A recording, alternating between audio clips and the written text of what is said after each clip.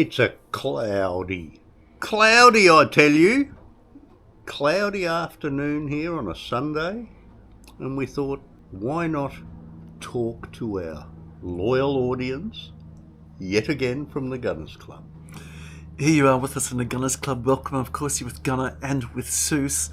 And we were talking about the military library that we've got here in the Gunners Club. And I said, I bet you haven't got this particular book. It should be the cornerstone, Seuss, of your library. And do you know what he did? He went to the shelf and he pulled it out. Now, gentlemen, if you've got them, show them. And I do. We're talking Sun Tzu's The Art of War.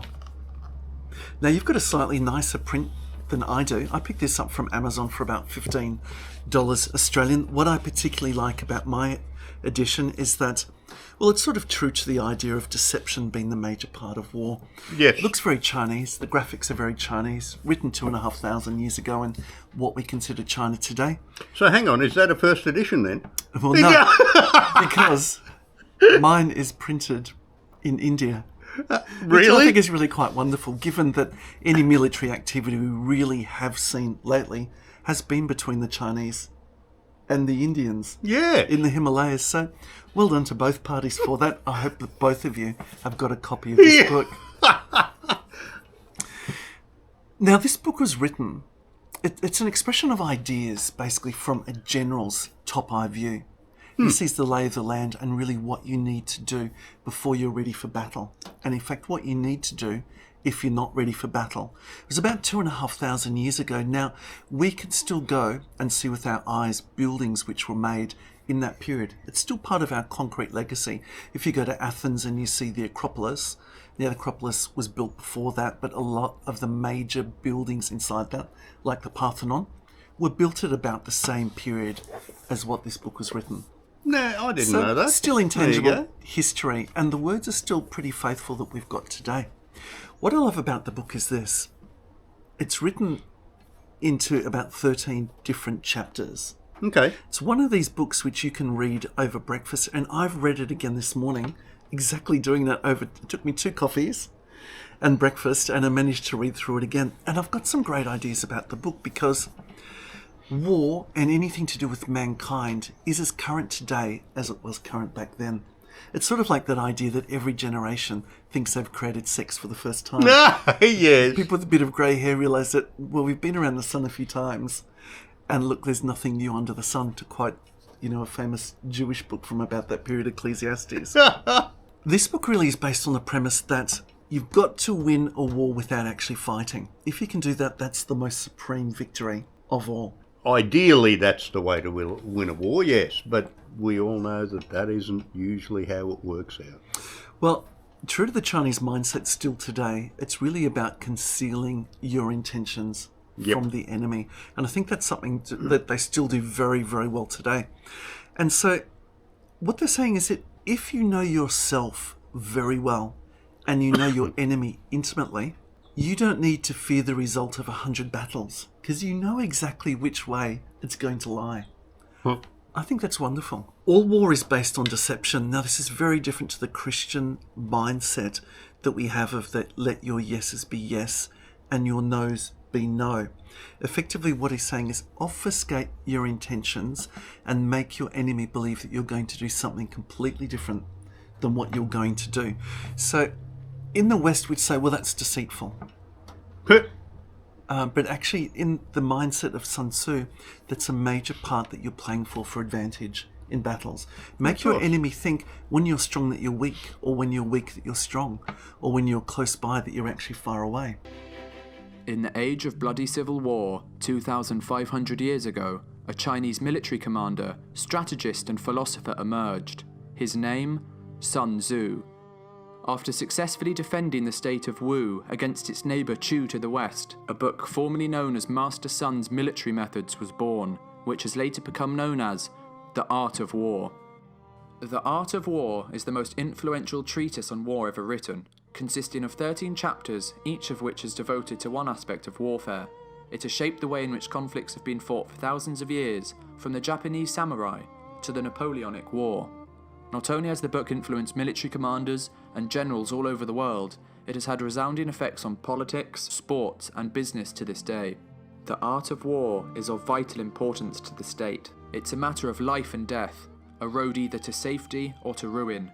Hence it's a subject of inquiry which can on no account be neglected. So all war for them is based on deception and attack your enemy when your enemy is unprepared and appear when you're not expected. Now have a look today at what's happening in Germany, Europe and America with the EV market. That's exactly what's going on. So Europe is throwing up its hands in horror. They had a vote this week. There was only a couple of countries that voted against the major tariffs. Hungary was one of those, not surprisingly. Or look at Volkswagen that are now closing for the first time in living memory a factory because they're simply not prepared for the invasion of the EVs from China into their market. Now this is really about that prepare and attack your enemy when they're unprepared. So we're not talking about necessarily human lives on the battlefield. This is something which people are bringing into, I guess, economics and the corporate sphere as well, the ideas behind Sun Tzu. When you engage in actual fighting, if victory is long in coming, the men's weapons will grow dull and the ardour will be dampened. Now think of Russia, what's happening at the moment. Sun Tzu says that you calculate before you go into battle. But then if you do go in, the battle must be short and swift and decisive. Because otherwise what happens, the weapons of your men become dull and their ardour, their love or their lust for what they're doing, it becomes quelled as well. How many days was the invasion of that portion of the Ukraine supposed to be? Oh, well, it was supposed to be over in a week, Yeah. apparently. It's now, in the second year? You'd say that their love for fighting has certainly been subdued, so much so that they're going through constant rounds of conscription That's right. to try and get people through. And less trained as it goes on, because the turnover period, there's no time for the adequate training. And you know, Sun Tzu devotes quite a lot of his thoughts to the morale of his own people and the morale of the enemy, and he sees that as a really telling thing.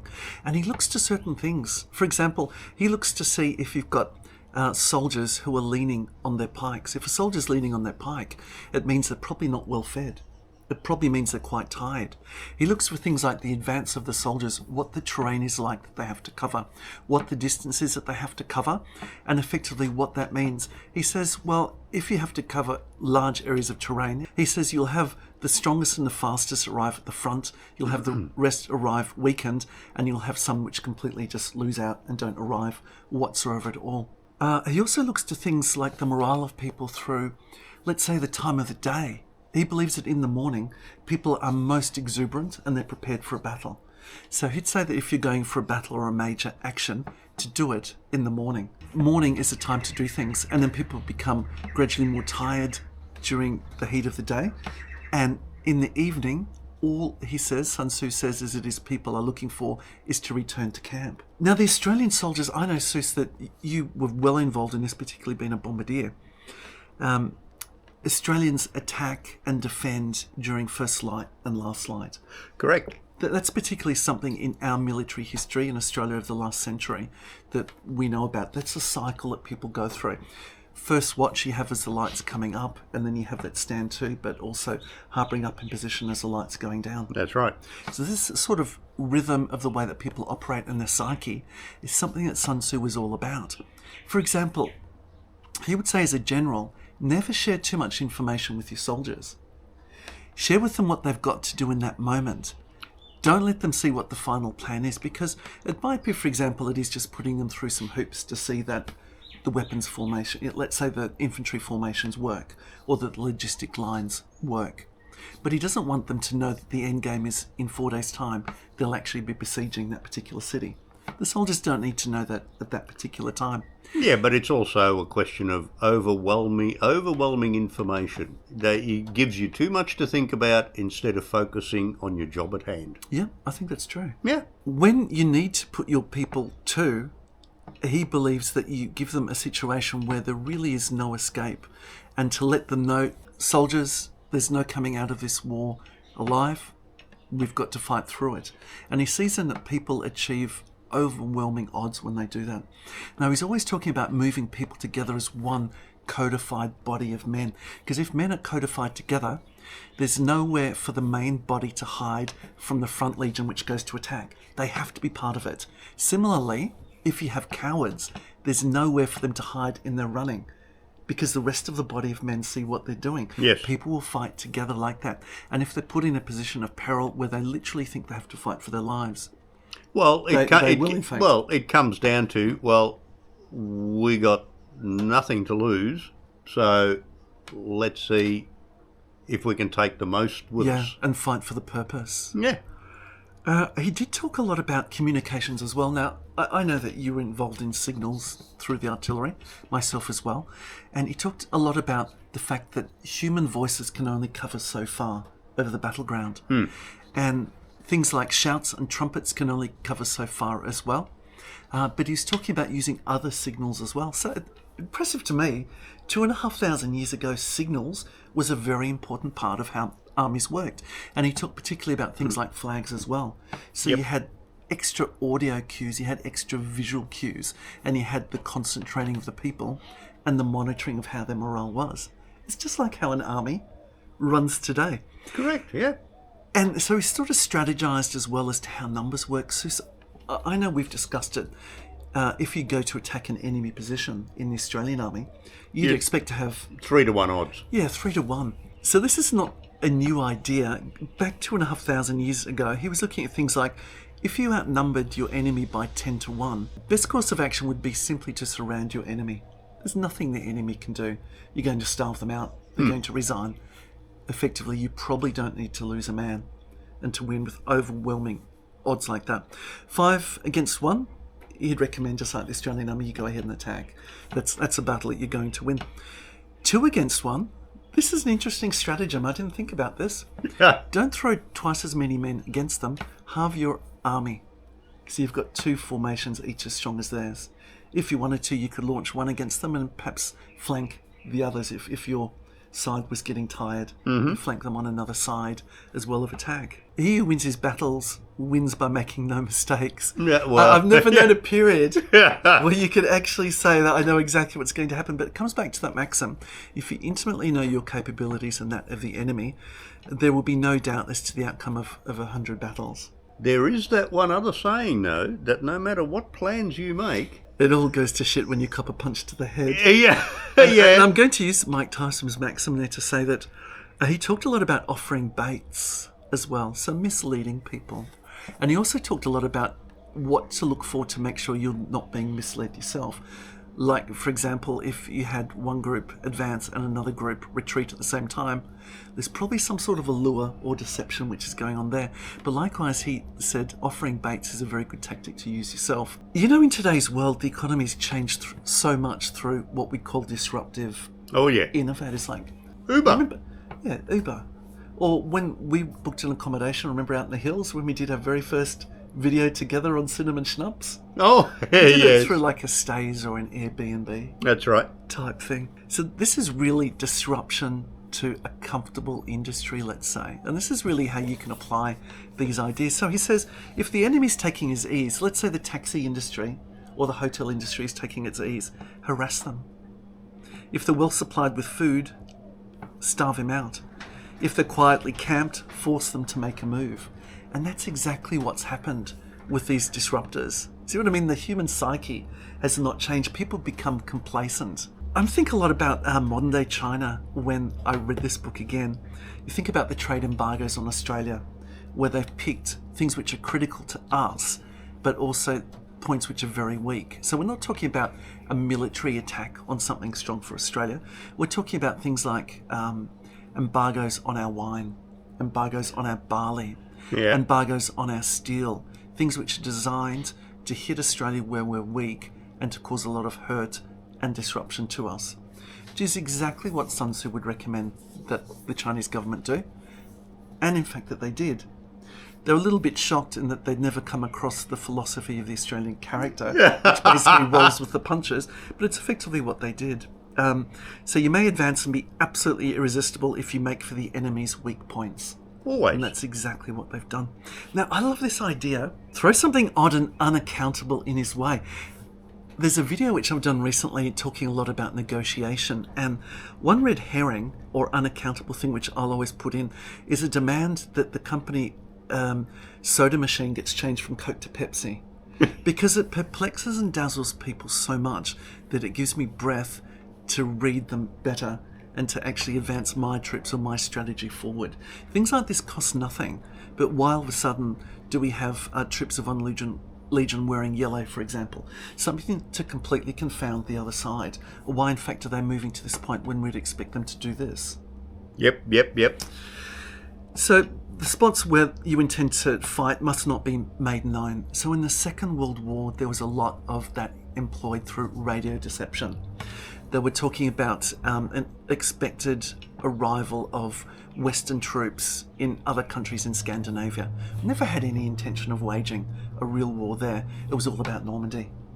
Yeah, but I mean, there was even that very famous one where they had Hitler and his armies and his generals 100% that they were going to attack at the Pas-de-Calais.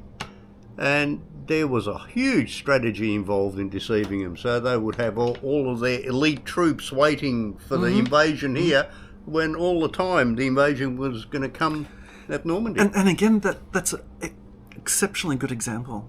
Cersei, win without fighting, which is essentially what he did. He took all of those soldiers out of commission, the best soldiers, and conceal your intention, which is what he did, and using the art of deception. Now, I'm going to finish off with this point, which I think is fantastic, going back to modern-day China and the company called Huawei. Oh, yeah. Which has been banned in Australia's embassies. Oh, and all over Europe and in America as well. Yep. Okay. Be subtle! Exclamation mark. Now, I love how be subtle, according to Sun Tzu here, has got an exclamation mark, but he repeats it a second time. Be subtle! Exclamation mark. And use your spies for every kind of business. This is a genius piece of work. It's genius because it transcends time, because it reflects upon the way that organisations work, governments work, and people work. And it still transcends time as to what's going on in business and in warfare and in politics today. I really recommend, you can pick this up for about $10 US, hardcover. You can have 2 coffees over breakfast and read it. It'll go back on your shelf. I guarantee you'll pull it down again when you've got a situation that you're preparing for. And remember, calculate your position. He who knows himself and knows the enemy knows the outcome of 100 battles. And you're really arming yourself for success. What do you reckon? It belongs in your military library. It does. It really, as you said, transcends time. It's as relevant today as it was when it was written, which is amazing. It's a classic. It really is. It belongs there with every military pound that you've got or that you've ever read. They should be giving that out when every time they give out a rat pack. Do you know, I actually think it sort of is that fundamental that it actually belongs there. Yeah. If you like what you see, don't forget, give us a like and subscribe. We've got lots of adventures. Go back and check our back catalogue, and we'll see you again. Good on you guys.